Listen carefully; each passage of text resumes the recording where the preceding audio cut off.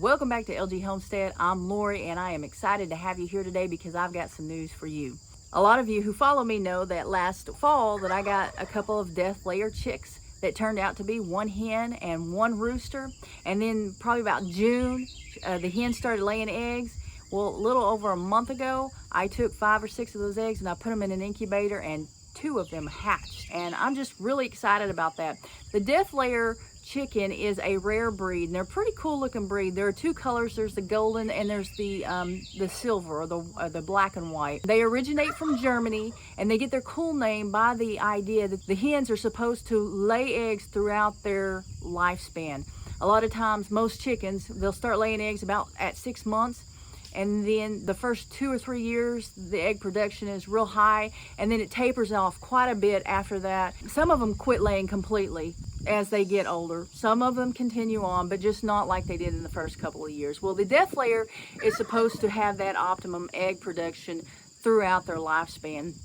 Personally, I have my doubts on that. I think it's just a cool name and a cool looking chicken, and it is rare. So I'm really excited that I was able to hatch 2 of them. Now, although I took the eggs from my hen and rooster and put them in an incubator and hatched 2 of them, I didn't hatch them for me. I hatched them for some friends who are a YouTube channel, and you can see right here who that is, and I want you to go check them out.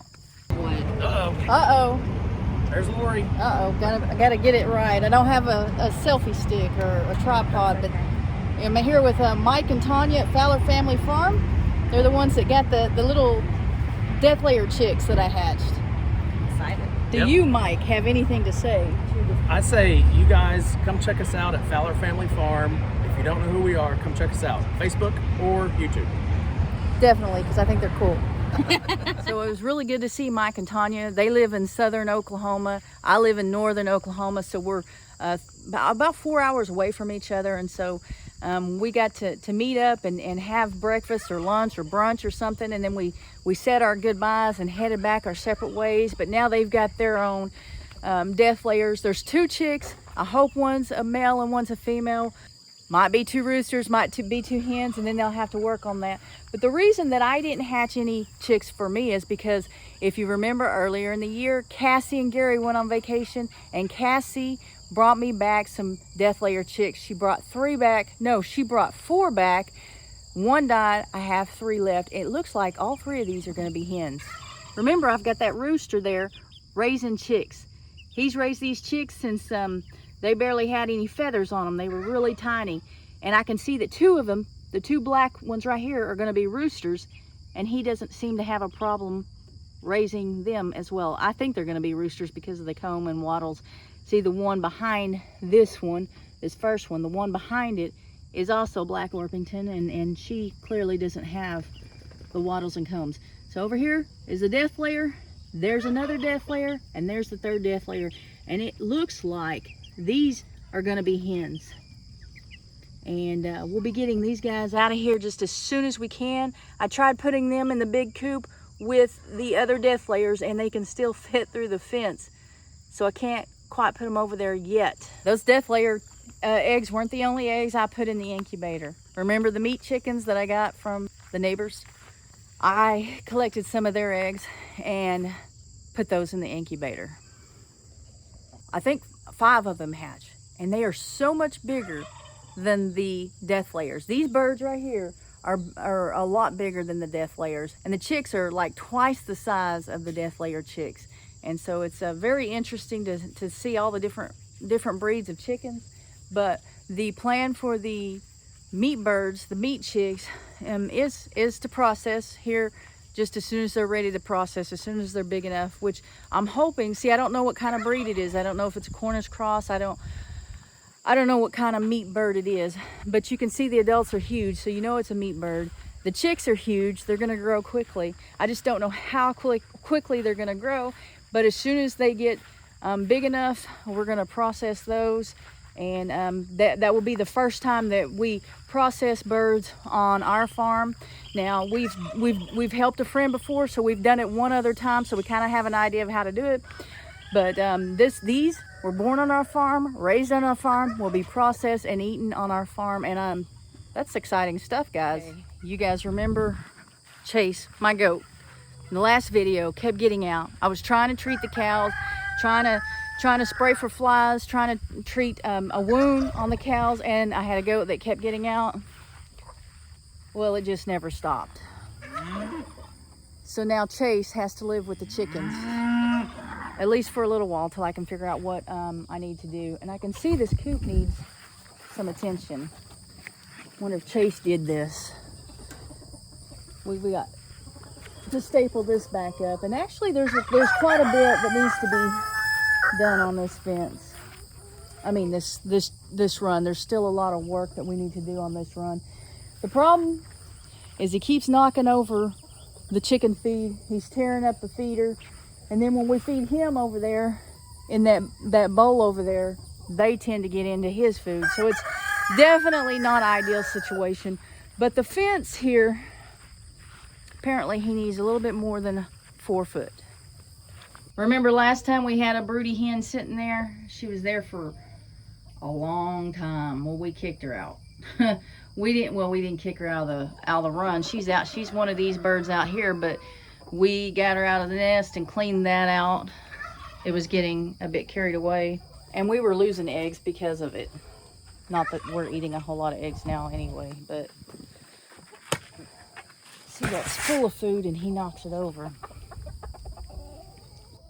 So I'm still trying to decide whether to keep Chase or not, and it's looking more and more like I won't each day.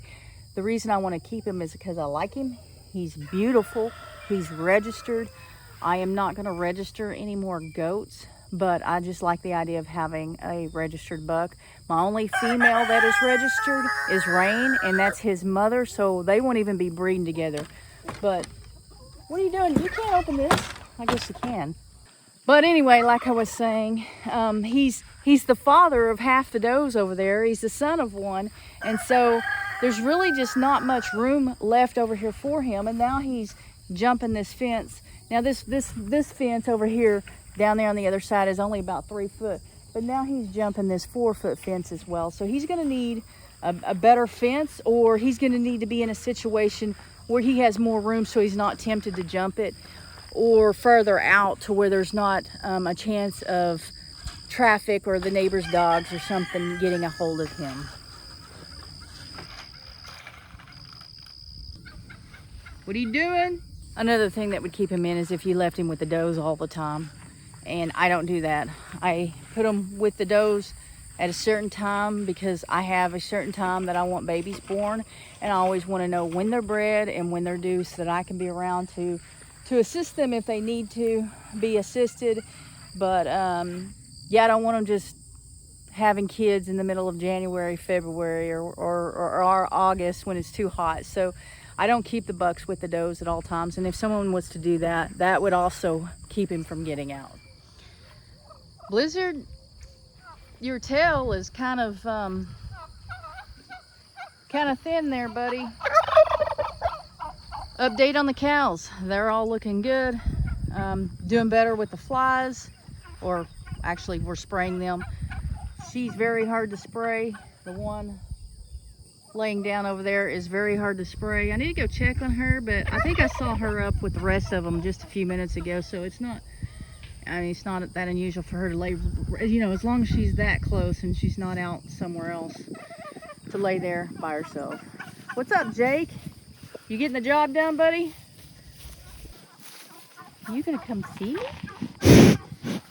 Good boy. No, don't do that.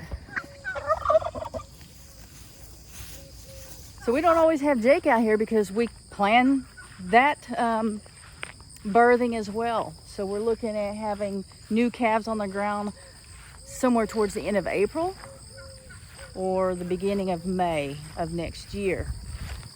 During the times right before it's time for them to calve again, Jake could go back to his home with Amy at Living in Abundant Grace Homestead, and he'll stay there until time to come back and breed again. I'm gonna check on this cow here. Are you okay? You okay? You're not acting okay yet. This one's usually up. Okay. Just tired. That was very unusual for her though. She doesn't like us to get close to her. The only time she comes up close is when we got food, and even then she's hard to deal with. She's hard to touch and definitely to spray for flies, but she's doing okay. Guess I'm just a bit paranoid. We've got Mom and Dad almost completely moved in. There's a little bit left. There's a little bit left. The big thing is getting that fence up. They're having the fence put up. We're not putting it up because, well, you've seen our fence. We can't do that. But almost got the fence up. Once the fence is up, we can definitely get everything over. They've actually already started spending the night over there. Mom stays there all the time now. But when that is taken care of, I can get back to posting videos like I normally did. It's just been really busy lately. We've got a lot planned. That coop back there, that run, has a lot of work to be done on it.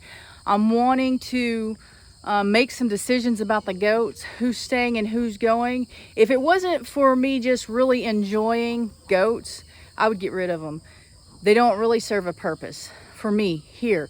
But I do enjoy them, and so I haven't made up my mind what I'm going to do about that.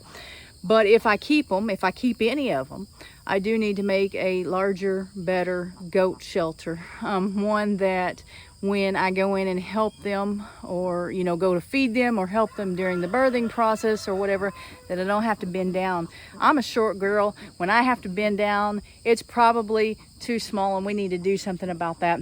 Also, I'd like to get some cattle panels and work on this buck pen and give them just a little bit more room, because now they have the ducks with them, and the ducks get the water really nasty, and there's some chickens over there. So I'd like to make it bigger so that we have room for them to all live together, because I feel like the birds are safer over here with the goats from the smaller predators like raccoons. And then over there, we'll just keep the death layers and Orpingtons. We've also got to put a hot wire up in the backyard because, as some of you know, our livestock guardian dog, Caleb, got heartworms.